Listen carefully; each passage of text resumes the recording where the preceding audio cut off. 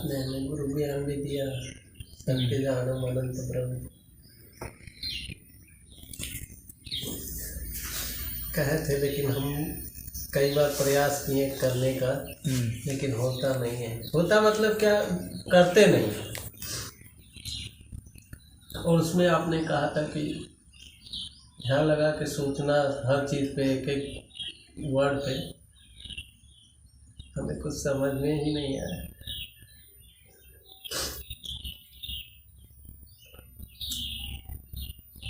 हमें हर चीज़ का सार खोजना चाहिए। हाँ, जैसे कि ये जो है, इसका सार क्या है, यानी इसका सब चीज़ का, इसका मेन चीज़ क्या है, ये बना किस चीज़ से है। हर चीज़ किसी न किसी चीज़ से बनी होती है ना, बात समझ में आ रही है ना। हाँ, किसी न किसी चीज़ से बनी है। हाँ, कई जैसे कि उदाहरण के लिए ये चौकी है, ये लकड़ी से बनी है, ये लकड़ी से ही तो बनी है। अब देखा जाए कि वो लकड़ी किस चीज़ से बनी है, उसको भी तो पता लगाना पड़ेगा कि वो लकड़ी किस चीज़ से बनी हुई है। हाँ, तो हम उसके सार पर चले गए इस तरह से। तो हमने सत्य एक वर्ड लिया, सत्य। मान लीजिए सत्य, हम तो अभी तक यही जानते हैं कि सत्य सत्य है। उसका तो, और उसका किस चीज़ से बना है ये तो हम ढूंढ ही नहीं तो फिर यही तो है। तो ये जो दिखा हुआ है ना, ये बना हुआ जो दिख रहा है ना, ये वास्तव में सत्य नहीं है। क्यों नहीं सत्य है? क्योंकि अगर ये लकड़ी सत्य होती, हाँ, तो फिर इसको जलाने से आग के रूप में चली जाती है, धुआं के रूप में हो जाती है, राख हो जाती है। बात समझ में आ रही है? वही कह रहे हैं। तो यह लकड़ी जो है, ये बात है आपने कहा। हम बोले ठीक है, सत्य। आप अगर इसको अगर देखें तो ये सत्य जुड़ रहा है ना, लेकिन सत्य में क्या खोजे हम? इसको अगर जोड़ के देखेंगे किसी वर्ड के साथ, इसका आपको मूल जाना होगा, वही वास्तव में सत्य है। सत्य का मतलब क्या हुआ? सत्य का मतलब हो गया कि जो किसी भी परिस्थिति में बदलता नहीं है। वही कह रहा है कि सत्य को तो नहीं विश्लेषण करना है, उसका तो खंड वो किस चीज से बना है। सत्य तो बना ही नहीं होता किसी चीज से। सत्य का मतलब होता है कि वही मूल है।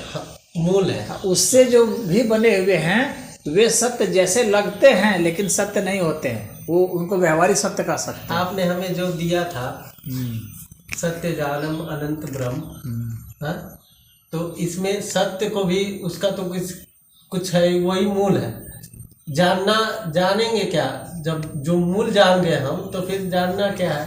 और ब्रह्म जो है वो तो हमने गीता में भी पढ़ा कि तो वही ब्रह्म तो सभी सत्य है, उनसे वो ब्रह्म ही सत्य है, और कुछ सत्य है ही नहीं। बस इतना ही हमने खोज किया इसमें, और इससे ज़्यादा हमें फिर बोले कि चलेंगे आपके पास, तो इसके बारे में और क्या? इसको मैंने एक उदाहरण के लिए इसलिए लिया क्योंकि हम अपने इंद्रियों से जितना भी कुछ देख रहे हैं, ये सत्य जैसा प्रतीत तो होता है, लेकिन परंतु होता नहीं है। क्यों? क्योंकि ये कुछ समय से, हर समय से बदलता रहता है। कुछ समय के बाद हम लोग को पता चल जाता है कि बदल गया। हालांकि तत्काल जो बदल रहा है उतना पता नहीं चल रहा है। हाँ, क्योंकि हम लोग की देखने की क्षमता उतनी नहीं है, इसलिए पता नहीं चल रहा है। उतना हम लोग बारीकी से नहीं देख पा रहे हैं उसके अंतर को, इसलिए पता नहीं चल रहा है, लेकिन बदल रहा है वो। हाँ, अगर हम किसी चीज़ को, उसी को, जैसे दूध से दही बन रहा है उदाहरण के लिए, तो जब पूरा वो खट्टा उट्टा लगने लग जाता है, दही बन जाता है, हाँ, तो हमें तब पता पता चलता है कि बन गया। लेकिन उसकी पूरी प्रक्रिया को अगर देखेंगे सबसे, तो लगेगा कि कितना धीरे धीरे सूक्ष्म परिवर्तन उसमें हो रहे थे। उस परिवर्तन को हम नहीं देख पाते। अगर उसको लेंस से देखें, माइक्रोस्कोप से देखेंगे, तो हम लोग को दिखेगा कि यह बदल रहा था ऐसे ऐसे, उसमें ऐसे ऐसे जीवाणु जो थे, उसके जो बैक्टीरिया होते हैं, लैक्टोबैसिलस बैक्टीरिया दही के, तो वो कैसे कैसे बढ़ रहे हैं, तेज़ी से बढ़ रहे हैं, फैल रहे हैं। उसमें से कैसे कैसे जो है एसिड वगैरह निकल रहा है, लैक्टिक एसिड वगैरह होता है, तो एसिड निकलता है, ऐसे खट्टा हो जाता है ना। तो वह जो है, हम जैसे जैसे देख रहे हैं कि ऐसे ऐसे बढ़ रहा है, तो देखेंगे ओ, इसका मतलब परिवर्तन इसमें हो रहा था। वह परिवर्तन हमें दिख नहीं रहा था, सूक्ष्मता में हम नहीं जा पा रहे थे, क्योंकि हमारी दृष्टि उतनी तीखी नहीं है, हमारे सूंघने की क्षमता उतनी तगड़ी नहीं है, हमारे सुनने की क्षमता उतनी तगड़ी नहीं है, हमारे स्पर्श की क्षमता उतनी तगड़ी नहीं है कि हम बारीक से बारीक परिवर्तन को समझ सकें। हम बस एक मोटे परिवर्तन को समझ पाते हैं, लेकिन उससे तो वह सत्य नहीं ना हो जाएगा। वह सत्य तो इसलिए नहीं होगा क्योंकि उसके हम परिवर्तन को नहीं हम समझ पा रहे थे, लेकिन कोई अन्य तो समझ पा रहा है, कोई अन्य तो देख पा रहा है।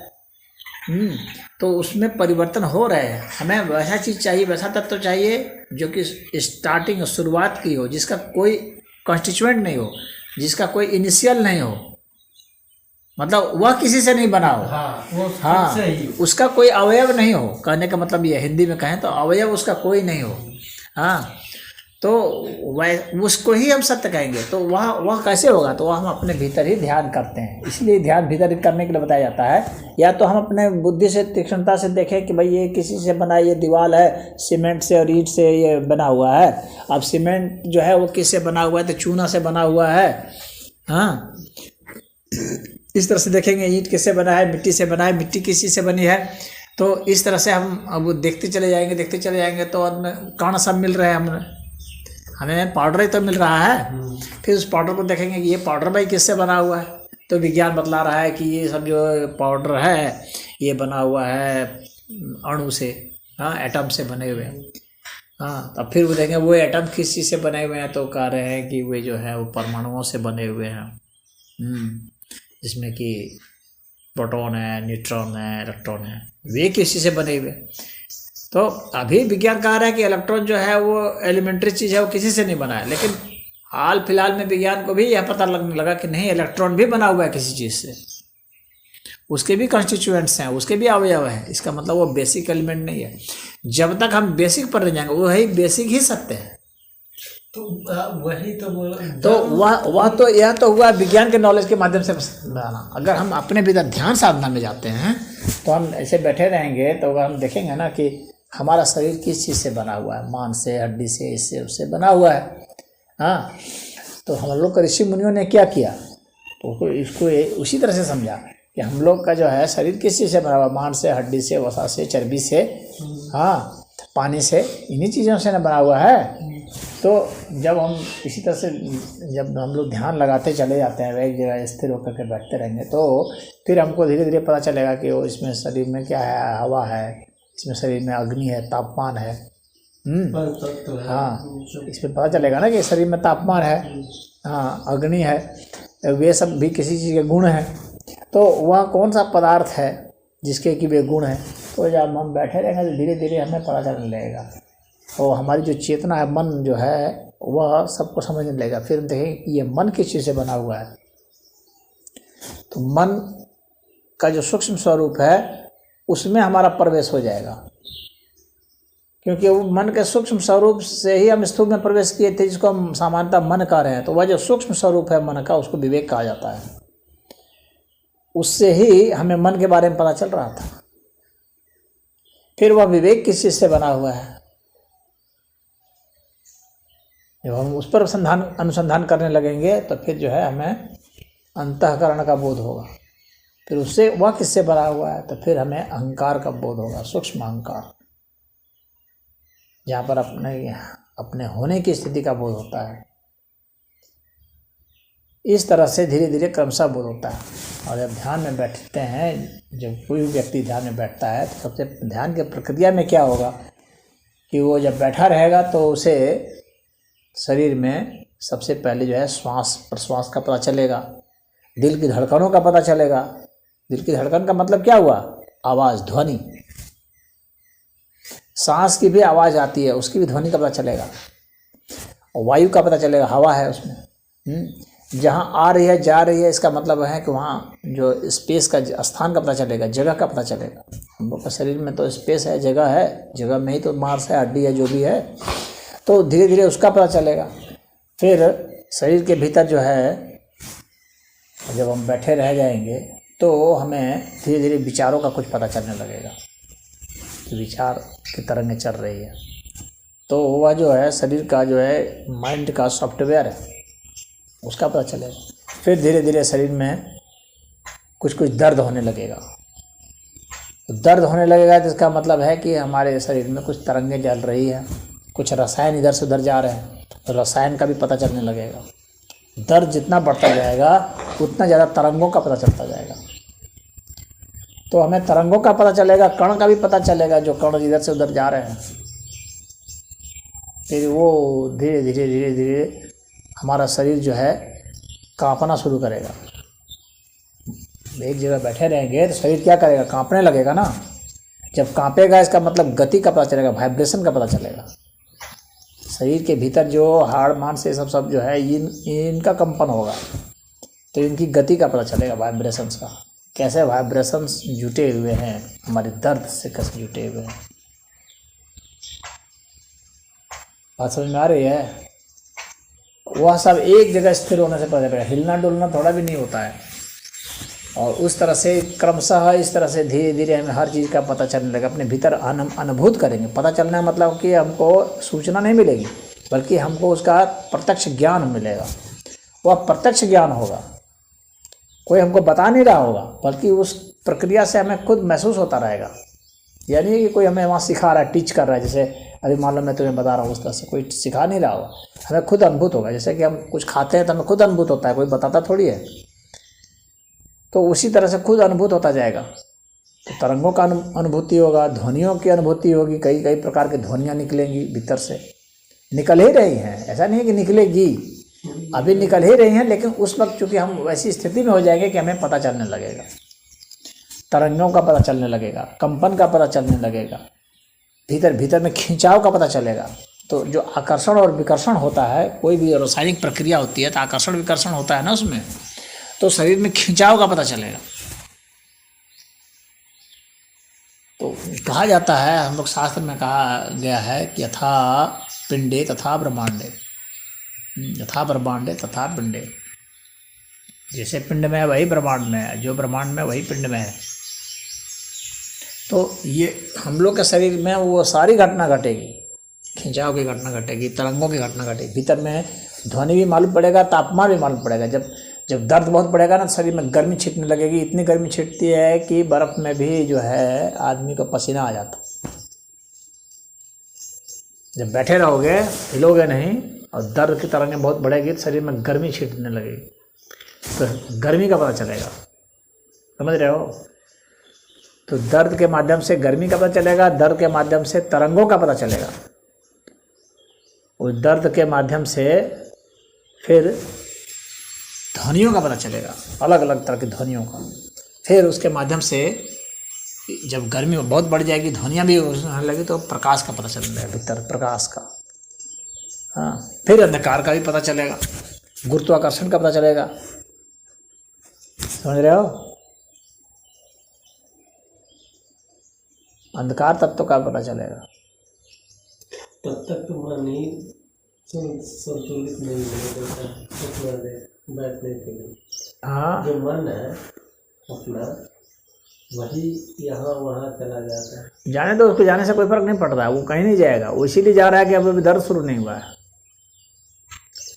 मन तभी तक इधर उधर भटकता है जब तक दर्द नहीं शुरू होता है।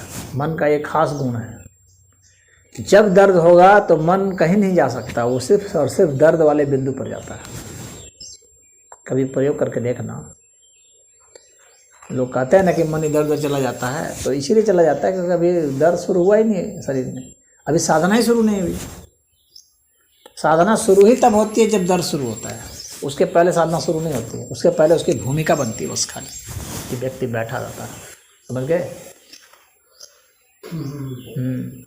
दर्द से मुक्ति का ही जो विज्ञान है वह धर्म है, और कुछ नहीं है। और ये दर्द से होकर के गुजर करके जाता है।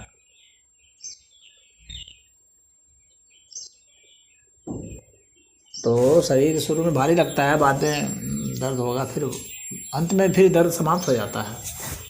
दर्द से ऊपर उठ जाओगे, दर्द की तरंगों से ऊपर उठ जाओगे, क्योंकि दर्द की भी एक सीमा होगी ना। उस सीमा के बाद फिर दर्द नहीं होता है। कोई भी चीज़ जो है वो असीम थोड़ी होगी। ये सब चीज़ें, जो भी चीज़ें बनी हुई है किसी चीज़ से ना, वो असीम नहीं होती कभी भी। वो सदैव जो है उसकी सीमित होती है, वो अनंत नहीं होता। तो अनंत कौन होगा? सिर्फ सत्य होगा ना। समझ रहे हो? ये सब चीज़ें अनंत नहीं होगी। न जन्म अनंत होगा, न मृत्यु अनंत होगी, सिर्फ ज्ञान ही अनंत होगा। एक थे हमारे यहाँ, जब हम कोलकाता रहते थे तो करीब हमारे पिताजी के उम्र के थे, उनको बुखार होता था। आज तक उन्होंने कभी दवा नहीं खाते उनको दे, और ड्यूटी करते रहते थे, उस दर्द से सहते रहते थे। आते थे भले ड्यूटी से सो जाते थे, खाना भी नहीं खाते थे, लेकिन देखते थे अपने आप 1-2 दिन के बाद फिर वो स्वस्थ हो जाते थे। ये चीज़ फिर जैसे अभी आपने कहा तो दिमाग में आया कि वो अनंत नहीं है। हाँ, बस बस वही उसका एक रेंज है। उस रेंज आदमी, चूँकि आदमी धीरे नहीं धरता है ना, इसलिए उस रेंज के पहले छटपटाने लगता है और तुरंत जाकर के उसका उपचार शुरू करता है, इसीलिए उसको पूरा रेंज का पता नहीं चलता है। दुख की भी एक सीमा होती है, असीम नहीं होता है दुख, लेकिन दुख की उस सीमा पर पहुँचोगे तभी तो जानोगे कि दुख के यहाँ के बाद दुख नहीं है। एक आदमी जब बहुत दुखी होता है, क्या खूब चिल्लाएगा, चीखेगा, मान लो उसके घर परिवार के सभी आदमी को मार दिया जाएगा, सबसे ज़्यादा दुखी हो जाएगा। उसको भी छलनी उलनी कर दिया गया तो बहुत चिल्लाएगा, चिल्ला कर क्या होगा, फिर वो गिर जाएगा, फिर शांत हो जाता है। चिल्ला करके आदमी शांत हो जाता है, यानी दुख की अधिकतम सीमा पर पहुंचने के बाद शांति आती है। लेकिन वहाँ तक पहुँचता नहीं है, अभी शुरू भी नहीं हुआ कि बस उपचार ढूंढना शुरू कर देता है। वो देखता नहीं है कि इसका विज्ञान क्या है, इसका रहस्य क्या है, कहाँ तक जाएगा, चलो इसको चलने दो,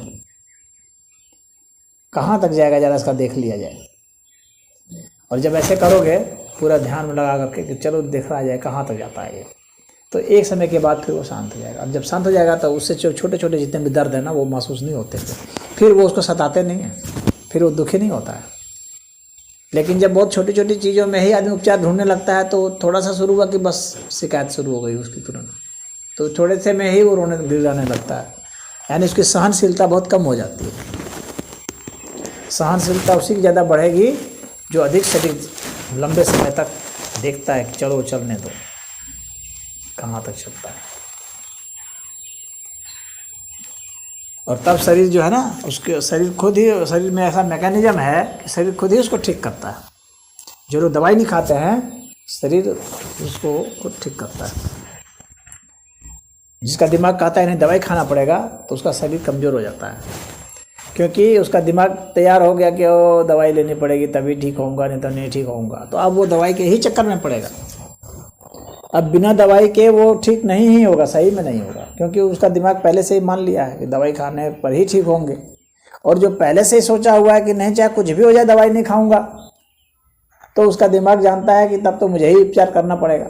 जब ये मेरे ही भरोसे है तो मुझे ही उपचार करना है, तो दिमाग जो है उपचार अपना करना शुरू कर देता है। बात समझ में आ रही है? यही नहीं जानते थे। आपने कहा कि ये जो बताया इसी पे मनन करना, ध्यान में बैठ के, तो हमने 15-20 दिन तक किया। फिर सोचे कि अब इससे तो कुछ और मिल नहीं रहा है, बैठने से कुछ मिल ही नहीं रहा है। कुछ बैठे ही नहीं, बैठने से ही तो मिलता है। लेकिन हमने जो अपने जो अभी आपने कहा कि हर चीज़ पे हम इन वर्डों शब्दों में खोज रहे थे, शब्द में नहीं, शब्द का उत्तर वास्तविक उत्तर नहीं होता है। शब्द का उत्तर वास्तविक उत्तर नहीं होता है। जो उत्तर अस्तित्व से ही आता है वह उत्तर होता है असली उत्तर। तो तुम शब्दों का उत्तर खोज रहे हो, ये यही कह रहे थे। शब्दों का उत्तर का कोई बहुत महत्व नहीं है। हम उन शब्दों में खोज रहे थे कि हम देखिए सत्य तो एक मूल है ही, इसमें इसका क्या। तुमको बस बैठना है, बात समझ में आ गई? और बैठ के अपने अंदर झांकना है। बस तुमको कुछ झांकना भी नहीं है, वो अपने आप तुमको पता चलेगा। खाली तुमको बैठना है। हाँ। और हिलना नहीं है, ठीक है? बैठे रहोगे एक स्थिर भाव से, पोजीशन अपना नहीं बदलोगे, फिर तुमको शरीर खुद दिखलाएगा सब चीज़। हाँ, जो दर्द शुरू होगा तो तुम समझना कि अब हमको सब दिखलाया जा रहा है। जब तक दर्द नहीं शुरू होता है तब तक कुछ दिखाया नहीं जा रहा है, तब तक बाकी सब कल्पनाएं होंगी, उसका वास्तविकता से मतलब नहीं होगा।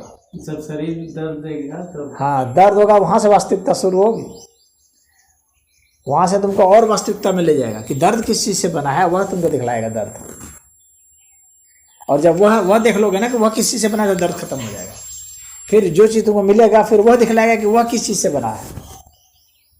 बात समझ में आ रही है। इस तरह से हर जो चीज़ तुमको मिलता जाएगा वो अब दिखलाता जाएगा। शर्त यही है कि तुम अपना पोजीशन नहीं बदलो और तुम उसकी सीमा को देखोगे।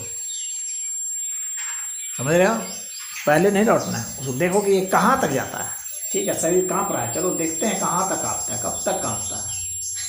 तब फिर कंपन जो है तुमको फिर कुछ और दिखाएगा।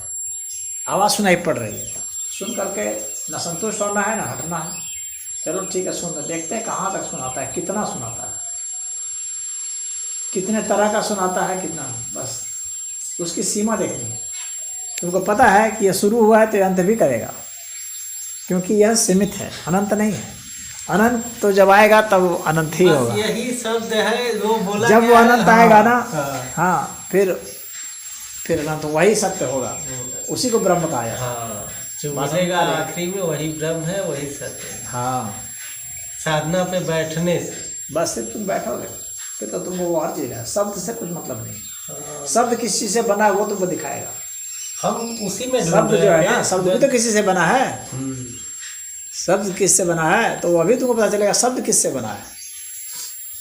तो ये शब्द भी दिखाएगा। कैसे दिखाएगा? दिमाग में विचार आते जाएंगे। विचार मतलब शब्द, कई शब्द मिल करके एक विचार होते हैं, तो कई शब्द आएंगे, तो ठीक है। फिर धीरे धीरे कई अक्षर आएंगे, क्योंकि शब्द बने हैं अक्षर से। कई अक्षर आएंगे, बैठे रहोगे, फिर अक्षर भी तुमको दिखाएगा कि मैं किससे बना हुआ हूँ। हाँ, खाली तुमको बैठे रहना, देखना इसकी सीमा कहाँ तक है। चलो आगे जो अभी अक्षर आ रहा है, फिर वर्ण सब आते रहेंगे। वर्ण क्या है? ध्वनियाँ हैं। क र च, ये क्या है? ध्वनियाँ ही तो हैं। तो ये ध्वनियाँ आती रहेंगी, तो फिर ये ध्वनियाँ तुमको दिखाएंगी कि वो किससे बनी है। बस तुमको यही देखना है, बस वो चलता जाए, क्योंकि ये सभी सीमित चीज़ें हैं, अनंत नहीं है। तो तुम बैठे रहोगे, देखते जाओगे। जब अनंत आएगा तो बस अनंत आ जाएगा, वह अनुभूति होगी। तो वह जो मंत्र तुमको दिया है इसीलिए दिया है। अब समझ में आ गया कि नहीं बात? हाँ, तुम कह रहे हो बैठने से ही होगा। तुमको लग रहा था बैठने से क्या कुछ नहीं होगा। योग से ही सब। हाँ, वो बैठने से ही होगा। और बैठना मतलब एक पोजीशन पर बैठना, स्थिर बैठना। ये नहीं कि यहाँ से पलट के वहाँ कोई सीमा, जैसे समय पहले तो उतना देर बैठ नहीं पाएंगे, लेकिन बैठने का बैठे ही रहना। तुम कहना देखते हैं क्या होता है, दुखेगा दुखने दो, क्योंकि दुख रहा है तभी तो वही दुख ही तो सब बतलाएगा। शुरुआत ही वहीं से होगी। तो अगर तुम सोचो दुख रहा है चलो हटो आओ, तब तो फिर कुछ नहीं जान पाओगे। फिर तो जैसे जो अभी जान रहे हो वही जानोगे, क्योंकि जानने की प्रक्रिया ही तुमने छोड़ दी, महसूस होने की प्रक्रिया तुमने छोड़ दी। तो जैसे ही दुख शुरू होगा ना, समझना कि अब यहाँ से हमको ज्ञान शुरू हो रहा है। वास्तविक ज्ञान दुख से ही शुरू होता है।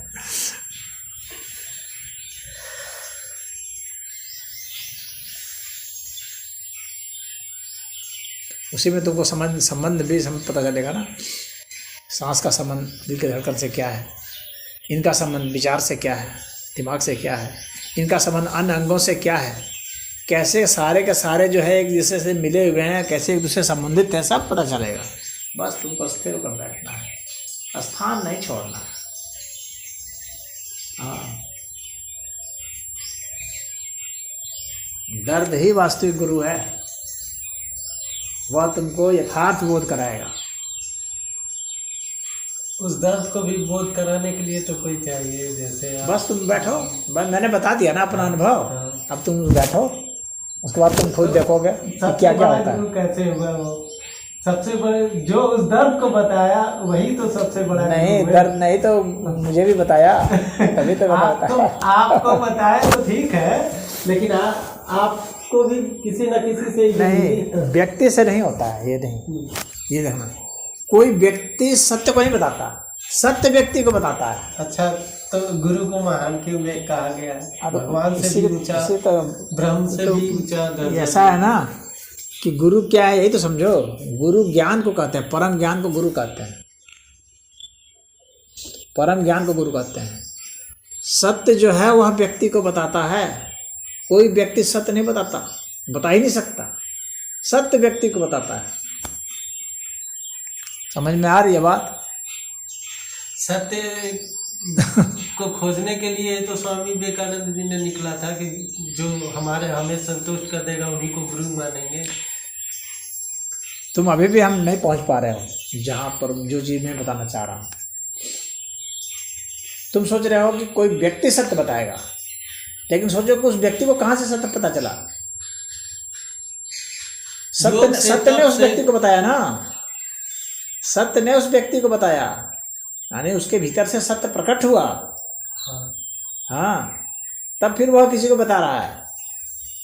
तो वह जो सत्य प्रकट हुआ उसने उसको बताया कि ये है ज्ञान। सत्य ने उद्घाटित किया अपने को,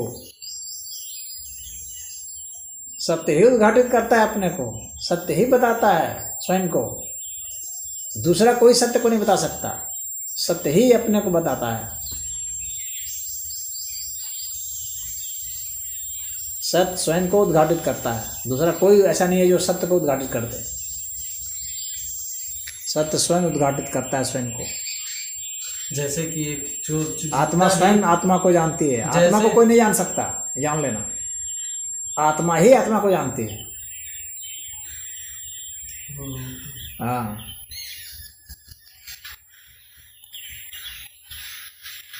मैंने तुम्हें अपना अनुभव बताया, मैंने तुम्हें सत्य नहीं बताया। लेकिन सत्य ही आपको, हाँ, मुझे जो अनुभूति हुई वह मैंने तुम्हें बताया, जिस तरीके से अनुभूति हुई वह मैंने तुम्हें बताया। लेकिन इससे तुम्हें अनुभूति नहीं हो गई तब तक जब तक कि तुम खुद भी उस प्रक्रिया में नहीं चले जाते हो। तुम्हें सहूलियत तो हो गई, रास्ता तो तुम्हें मिल गया, तुम्हें वह रास्ता तो मिल गया, नहीं चलना है वो। हाँ, तुमको रास्ता तो बता दिया कि हाँ इस तरीके से तुम चलो और प्रयोग करके देखो। जब प्रयोग करोगे तत्काल ही तुमको उसका असर दिखेगा। ये कोई फर्जी बात थोड़ी ना है कि होगा कि नहीं होगा, फर्जी बात नहीं है। हमने बैठा तो देखा है। और अभी एग्जाम्पल के लिए उनको कहे जो कि उनको बुखार होता था तो दवा नहीं लेते थे, उसको झेलते थे, लेकिन 1-2 दिन बाद अपने ही ठीक हो जाते थे। इसीलिए क्योंकि उनको स्वयं पर भरोसा था, अपने दिमाग पर भरोसा था, दिमाग समझ गया कि स्वयं ही ठीक करना था। लेकिन दवा कभी नहीं बाहर का लिए, ये जो हर्रे बर्रे का देखते थे, सुबह में एक गोली बना के रखे थे, वही खाते थे, उसी से ठीक रहे। पपीता का सेवन करते थे बस।